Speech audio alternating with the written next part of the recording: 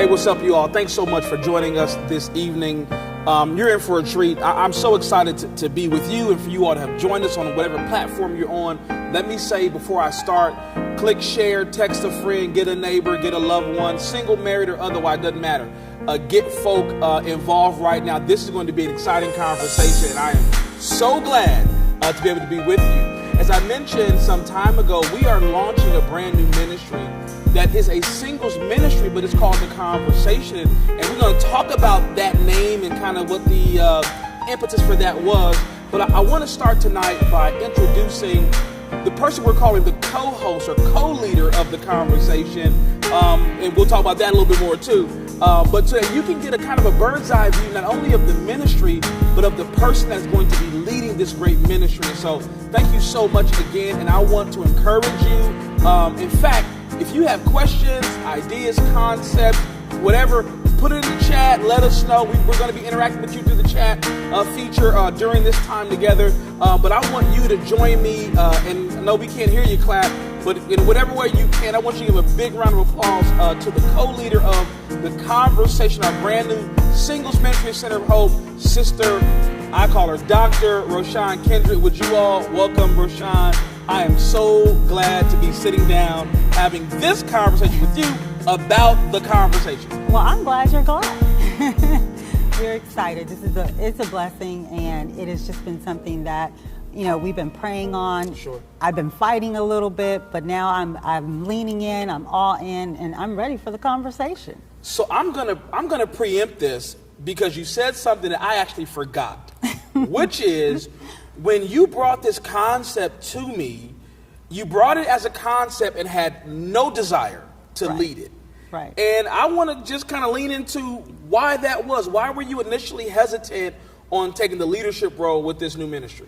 Because, there's always a stigma, when you are the leader of a singles ministry that, you might be a little bit thirsty.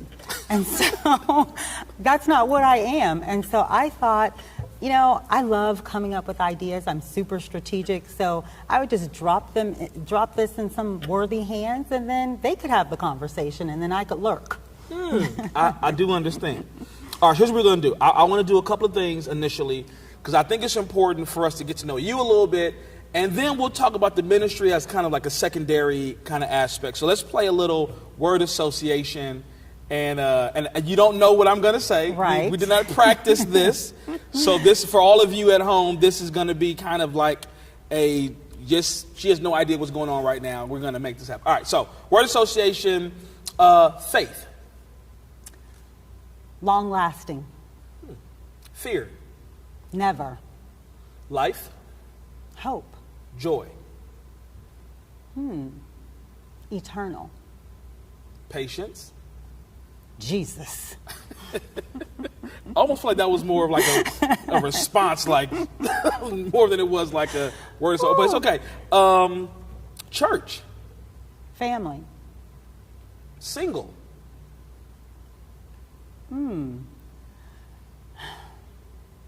Let's talk about it. So, the name of the ministry is The Conversation. Yes. Tell us a little bit about where that name comes from for a singles ministry. So when we started talking about, first of all, Center of Hope is amazing when it comes to ministry. And I wanted to make sure that I brought something to the ministry that really complemented what was going on here. Okay. And so when we talked about your use of one word, I'm like, well, I'm wordy. I talk a lot. So The conversation. The conversation. That makes a lot of sense. So I started thinking about it, and I'm like, what do single people do? What do they do before they get together? They converse. They do. But I wanted it to be something a little bit more impactful. So the conversation is really about, what conversations are you having? Are you having the conversation? Are you just conversing? And so the conversation really did stick. Sure. And for me, it's always about how I feel, if it moves me. Because the first person I have to motivate is myself. Right. And so if I believe in it, then everything else is gravy. And so, yeah, the conversation, it just stuck. I love it. So one of the taglines you use is single and satisfied, single and optimistic, single and savvy. Now let me kind of just, as a caveat, you Yes. know, I have, you know, in my contemporary circle of pastors, we often talk about how singles ministries are really hard. And they're really hard for a number of reasons. And we'll get into that maybe a little bit later on. But you're attempting to create something that's appropriate kind of for everyone. So this satisfied, savvy, optimistic, talk a little bit about where that came from and what do you imagine as you think through that phrasing, how do you imagine that playing out within the context of this new ministry? So, again, being a DE&I practitioner, I look at demographics, Okay. I look at stats, and I look at culture. So we're in a society where people are divorced now. People are waiting to get married later in life. Yeah. People are widowed and not wanting to remarry. Sure. And so this is a ministry about people. The demographics are just kind of the life groups that we're going to create so we have relevant conversations. But at the end of the day, we're all just people, right? But I don't want to talk to someone who is not able, I can't relate to. There's some broad conversations that we can have, but there's some very specific conversations that you want to have with your peer group. So when we say we're single and optimistic, that is, I'm single and I want to get married. Just a nicer way to say it. I'm optimistic about what the future has for me. I'm optimistic that there's somebody out there for me. Single and satisfied is like, look, I'm single, but I don't want to get married. I'm cool. It may not be for a lifetime, but who I am today, I'm satisfied with who I am. I'm not looking for someone to complete me. I'm not looking, not even maybe someone to share life with. I just want to exist in this realm, and if you come in, great. If you don't, even better. And then single and savvy is that person who is like, listen, I've seen some things.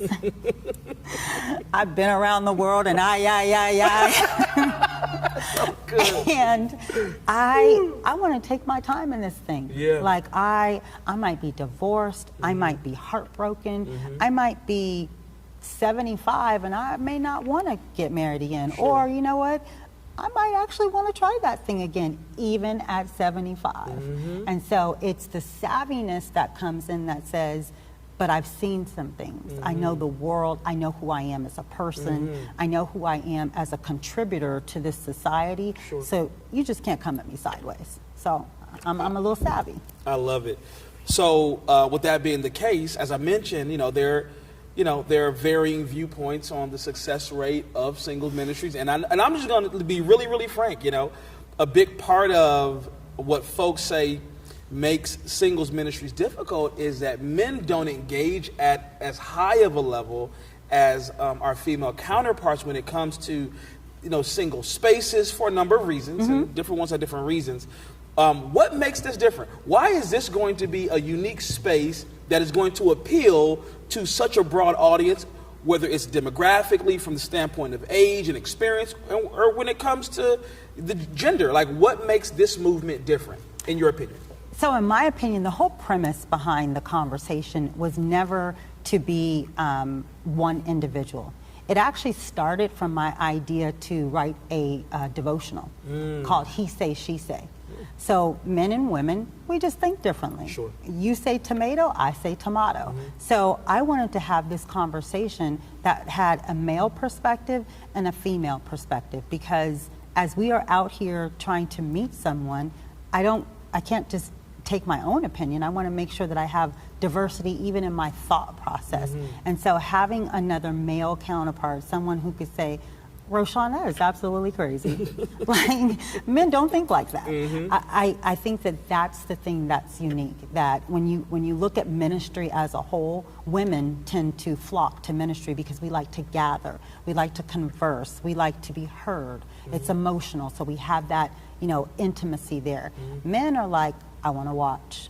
I want to figure it out. Does that dude look like me? Is he a real dude, or is he just someone just faking it?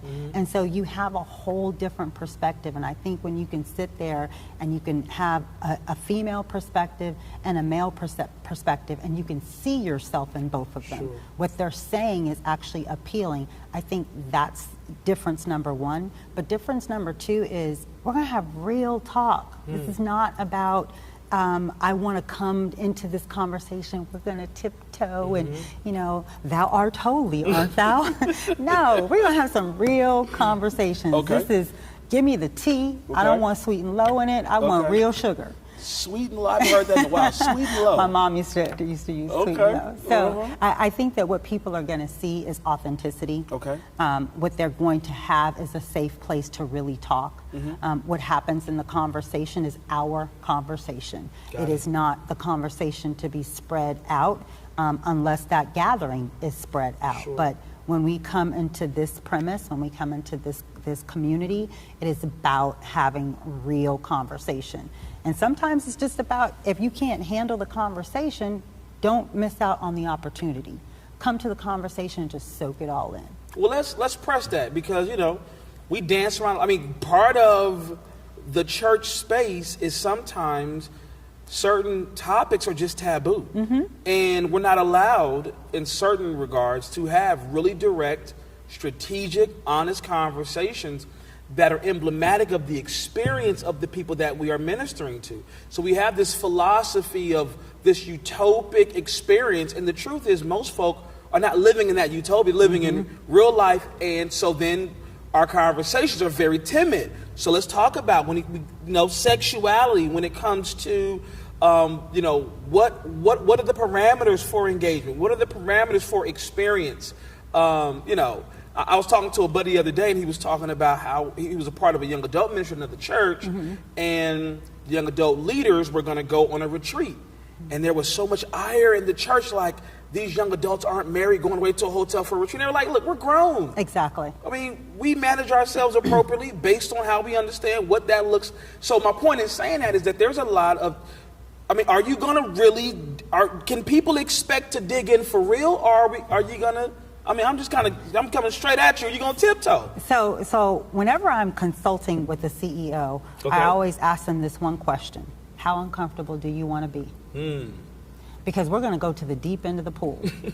So if you don't want to be uncomfortable, just come down and take in the opportunity. But when we talk, we're going to have real talk. So if a real subject comes up that takes us to the deep end of the pool, here's a life preserver. Learn how to tread. I love it. Because here's the reality is this: we are out here thinking we understand each other, and we're clueless. So why the marriage rate doesn't become more successful? Because we weren't having the conversation. You were fine, she was hot, you had money, she had money. We're going to put it all together. But guess what? We took those vows, and then things got rough. And I don't really know you. So that 20% that I made that covenant to, I don't really like, and I don't have the endurance to take it. But if we had real conversations, you would have known that beforehand. So really the conversation is about coming to better understand you and how you relate to other people. That's good. It's not always about marriage, right? Sure. Everybody is not going to get married, but you are going to have some relationships. You are going to need some healing. You may not be able to be healed on your own. Somebody may come into your life just to restore you. But if you're not ready to have the conversation, you can't be restored.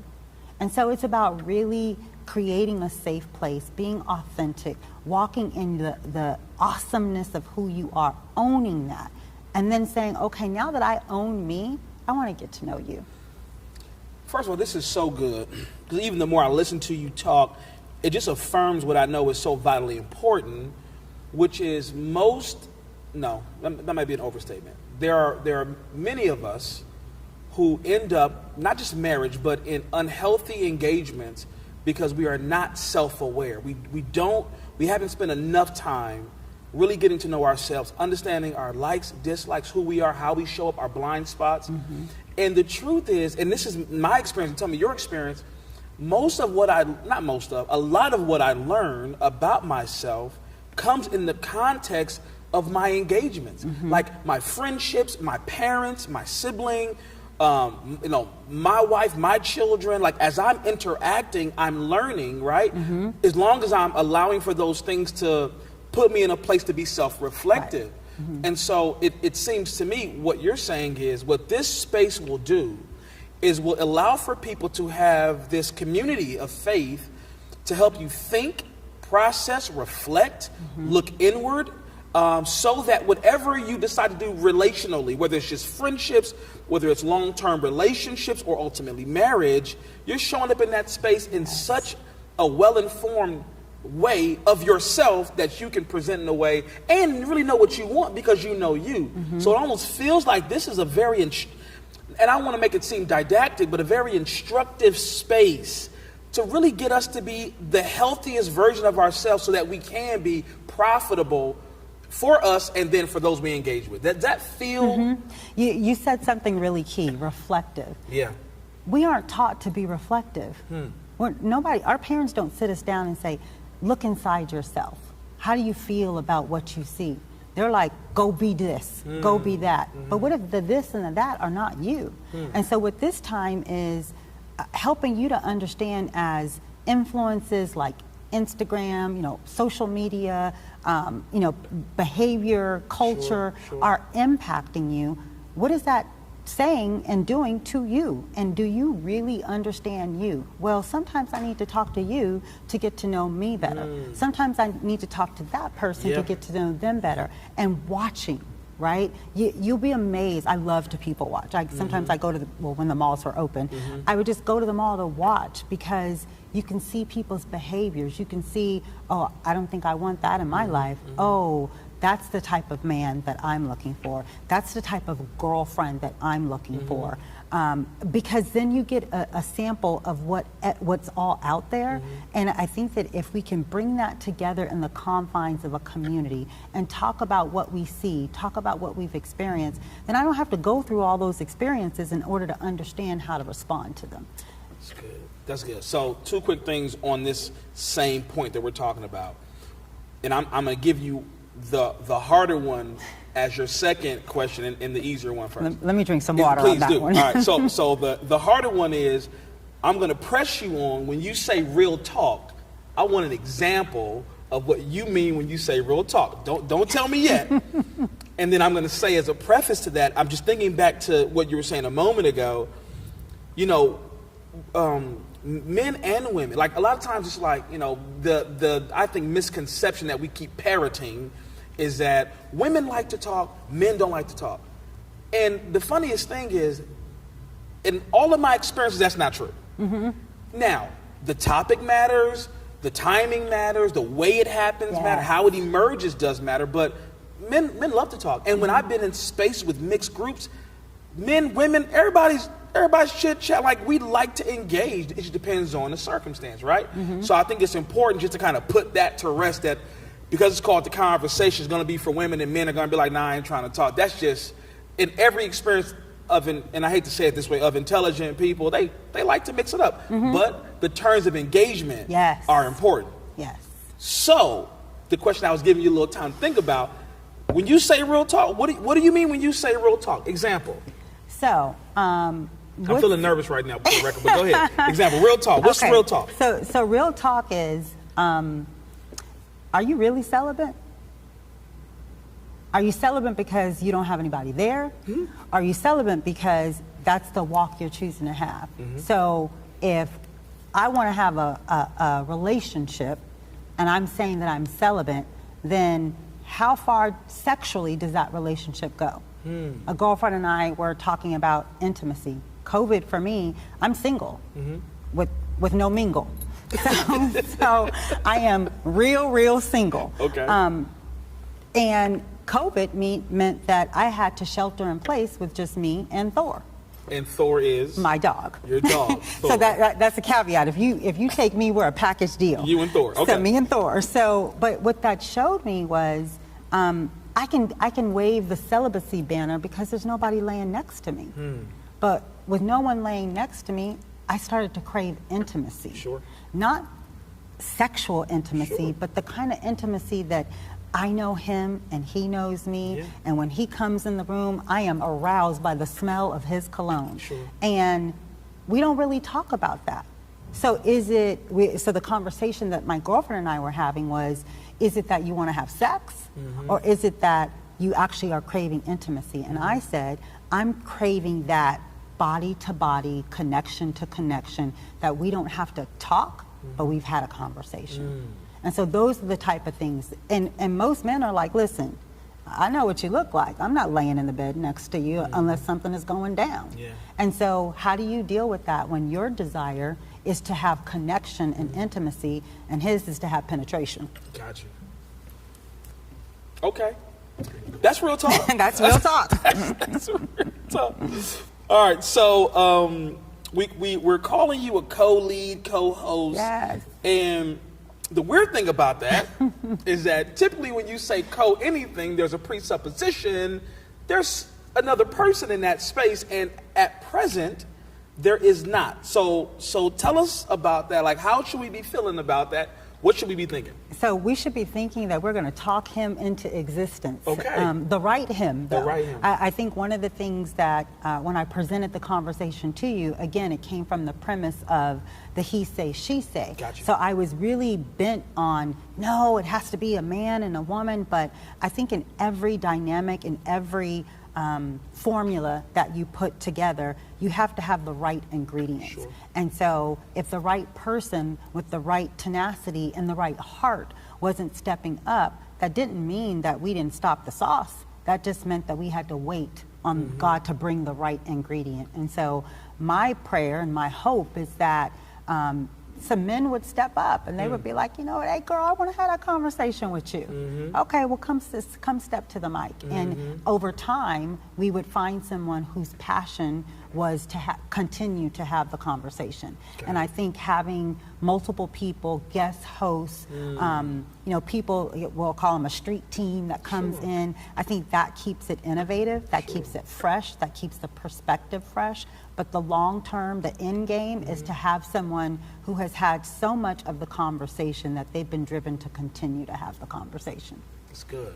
So that brings up, that's a great segue. If I hear the name, the title, I might assume that this would be what the ministry surrounds, like at a table. But I imagine that, you envision the conversation as a ministry doing a number of things. So what type of things could people expect from being a part of this new ministry?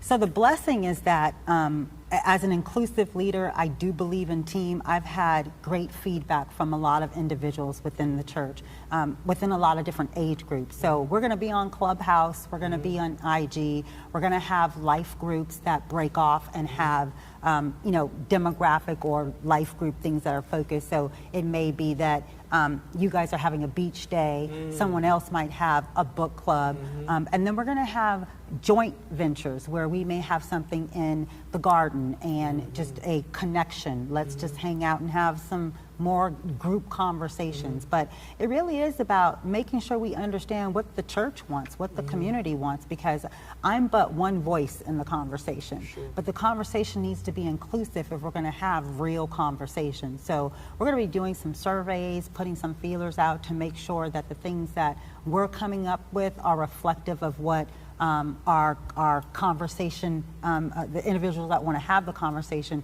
are thinking of. But for the most part, it's going to be life groups, it's going to be IG, we'll have some joint ventures, and then we'll take off from there. That's incredible. Like going back a step when you were just talking about the co-leader portion, here's like a kind of a follow-up to that. I know I'm kind of skipping around a little bit, but we're good. And I'm not an attorney, I'm not well organized in my thinking. I kind of just, I'm just firing on all these pistons. For a man, if you're doing a pitch to a brother, I know you got a lot, imagine a bunch of male friends and people that you deal with. When you're pitching, what makes this attractive to a brother? Because if you're looking for someone, you want her to be right. Okay. I hear a lot of men say, is she sane? Well, so a lot of that is, it's not that we're actually insane, you just don't know the right conversation. Okay. And so for us, sometimes men think that, oh, well, you're too much of this or you're too much of that. For any man that wants to see good women, come to the conversation. For any man that's just curious about, I want to get married, but I don't want to get married today. Sure. But I want to see what women are talking about. Like, I want to have real conversation. Or I'm with this young lady and she is bomb, like she's dope, but I don't want to get married today. Mm-hmm. But I still want to be with her. I want to have conversations. I want other women to help me understand where she is when she says, but I want to get married in 2 years. And what that does for you. And I want to create an atmosphere where if we have enough conversations, you will understand, or she will understand, what that scenario actually looks like. Because a lot of times, especially for women, so we give timelines because we want you to know that we're not playing around. Gotcha. We give deadlines because we're like, we're not going to be a booty call. This is not something you're going to do. But most men, I won't generalize, but I will say most. Oh, Jesus, help us, Lord. When we give you like a date, you guys are honed into that date. Sure. We don't actually mean that date. What we're saying is it just can't be for forever. Gotcha. We're not going to date for 10 years. If I'm saying 4, you might get 6. Maybe 9. Maybe and a half. No? Maybe 7. Okay. But here's the thing.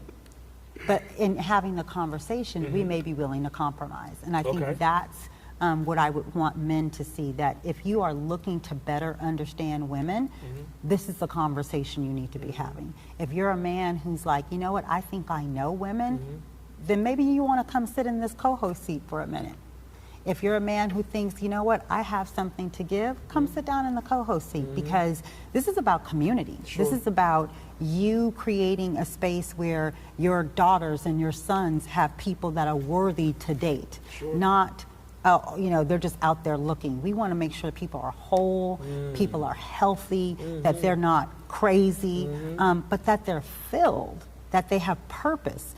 I don't want my nieces and nephews to be aligned to anyone that doesn't have vision, that doesn't have purpose. So come in and have that conversation. What does that look like in a dating relationship? What does that just look like in male-female relationship, female-female relationships, male-male relationships? So the conversation is so inclusive. It can go, like you said, here, there, and everywhere. It should, because we're not linear. We need to be out there. We need to be diverse, because that's the culture we're in. We're dealing with transgender, we're dealing with bisexuality. Those are real things that our kids face. We need to have those conversations. All right, so we're about to go. I told you, deep into the pool. Deep in the pool. Before I go here, I'm going to say a little crazy never hurt nobody. Hey, I'll leave that alone. You know what? See? I'm on Instagram today, and I see that there is this maybe light or slight tug of war happening between Kevin Samuels, who has risen to enormous local fame, and Dr. Umar Johnson. I can't get into the specifics. I didn't watch most of it, but I just kind of saw a little back and forth.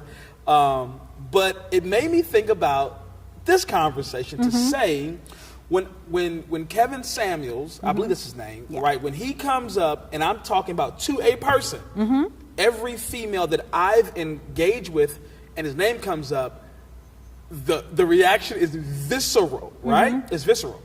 When I interact with men about the same person, they have generally the same overall perspective about some of the, interesting ways in which he presents and engages, but then they'll always highlight, but there are some things he says that I think are valuable. And so without going into his premise or platform, my question is, how much space, how much margin is left for dissent?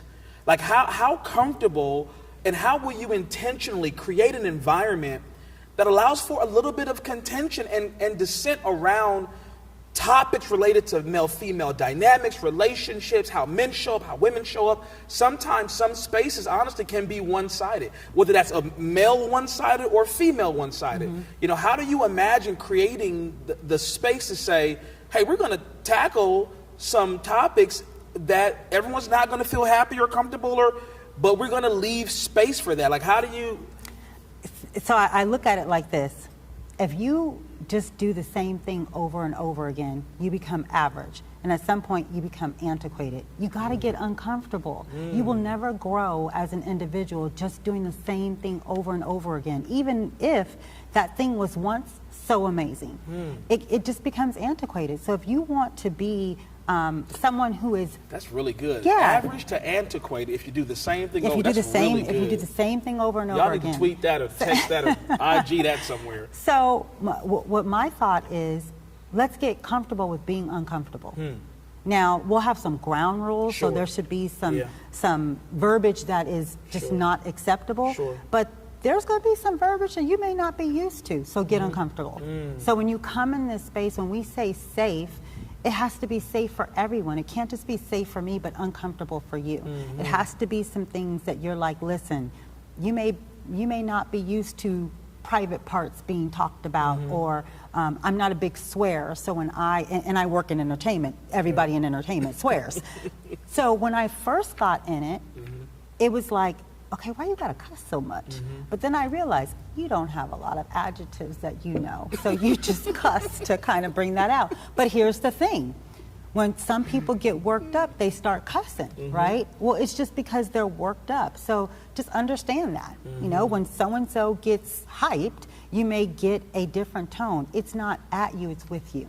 We're having a conversation. It is not, I'm going to kill you. Now, again, there has to be some ground rules, Right. and we'll sign off to those. Right. But I think that you've got to understand, that's that person's conversation. Sure. So if you get with them, that's the conversation you're going to get. And so for the people watching, you start saying, that's not somebody I think I could be with, because you have a different level of conversation. I argue all day at work. I spend my time studying people and negotiating and getting people to see my idea of something, or to do what I need them to do. When I come home, my voice never leaves this octave. I'm not an arguer at home, because that reminds me of work. I don't want to be at work. I want to be at home.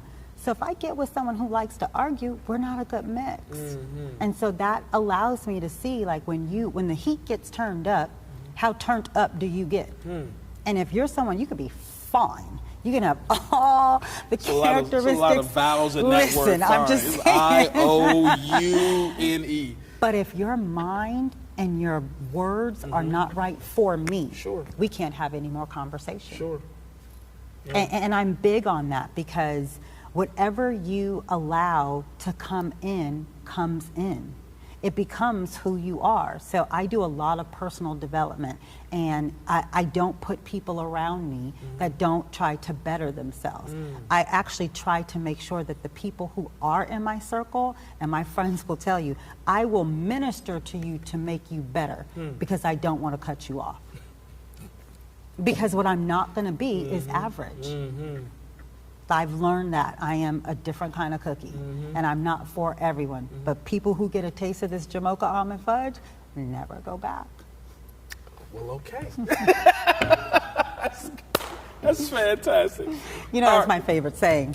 Listen, you know, I just am grateful that the level of passion and strategic thinking that's wrapped around this is what excites me. Because my hope is that ultimately we're creating a space for people to lean into sessions, environments, whatever, that are really going to be profitable for them overall. Like, I don't think that, and correct me if I'm wrong, that the purpose of this ministry is to get everybody married. I think the purpose of this ministry really is to create a safe space. You know, the truth is, like, 47% of the American population is single. So it's a huge population that are single, and they're not just sitting around waiting to get married. Right. They're trying to live their fullest, best, highest life. So this is another platform to help enable and create space for that. And that's what I love about this. Your passion, your drive, your attention to detail, your excellence, I think is going to translate into creating a great environment for our folk to be able to soar and really thrive. Yeah. That's my sense. And I think one thing I want to make sure that people know is that marriage isn't the key to life. Right.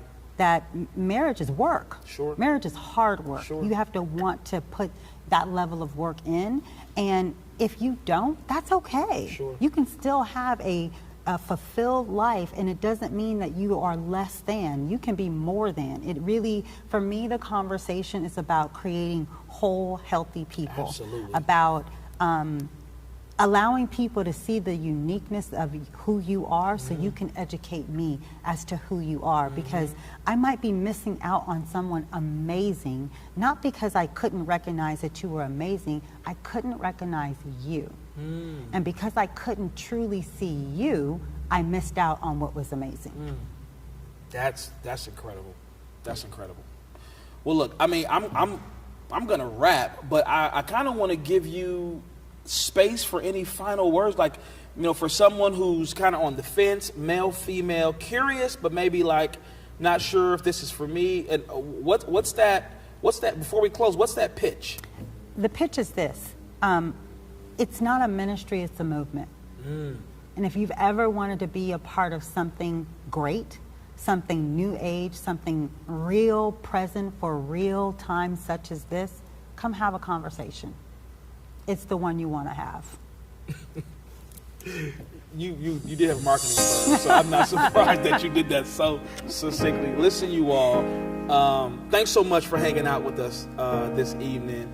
Once again, in the chat, give a huge round of applause to Sister, to Dr. Roshan Kendrick, an incredible woman of God, incredible thinker, as you can see, and I think is going to be a huge asset to this ministry and really to all those that we serve. We're not necessarily partners of our church, but just will come through the ministry by virtue of this new movement that's kind of taking shape. So we just praise God for her. As she said, come join the conversation. Yes, I think it is centered around dialogue that will be profitable for all who participate, but there's so much more than that. There'll be activity, there'll be engagement, there'll be travel, there'll be so many things, really just to allow for you to do life with some cool people. And so I want to encourage you to take some steps with that. Now, 2 quick things you can do. So this is kind of like the formal, sophisticated, we highfalutin up here, being real nice around the table. We're going on Instagram next. And we're going to bring some guests on Instagram, and we're going to maybe just kind of wade in the water a little bit. Now, I'm not going into the deep end just yet, because my life preserver, is on back order. But we're going to wait a little bit and just kind of have some dialogue and really get some feedback. So we'll have some guests on there, but if you want to jump on and be a guest, we'll leave space to be able to bring some folk on to talk and chat and kind of like, poke holes in it. Let's have some dialogue about what we're talking about. That's the first step. So right after this, you go on, follow us at Center of Hope LA, jump on, I'll be on there, Roshan will be on there, and then we'll have some guests just having further dialogue about this. But here's the second step. We are putting in the chat right now a survey created for us, really. One of my favorite phrases is that if I know you better, I can serve you better. And so ultimately, this survey will give us a chance to get a little bit more intel on you so that we can really serve you better and make sure that we are doing things that are not just, in our mind, philosophically appropriate, but actually meet the need of the population we're called to serve. So I need you to do me a huge favor. Go into that chat box, click on that link, and make sure that you take that survey, send it in. It'll automatically populate for us so that we can have some more intel on you, okay? Thank you all for joining us again. Roshan, thank you. I'm so excited about this. So am I. I was hesitant at first, and I said these words. It'll never work in my mind because of, what I've experienced and been told. But I believe in this so deeply. And I think it's going to be an incredible opportunity to serve so many folk. And the folk that I've heard talking about is we've kind of been, they're excited. People are getting pumped already. We ain't even launched yet. So they're pumped at the pet store, so. Thor goes in, and then you recruit, you evangelize. I did. That is fantastic. So thanks again so much. Thank you. Looking forward to it, and we'll see you all in a few minutes on Instagram. Yes. All right. Call. Yep, that's right. God bless you guys. Bye-bye.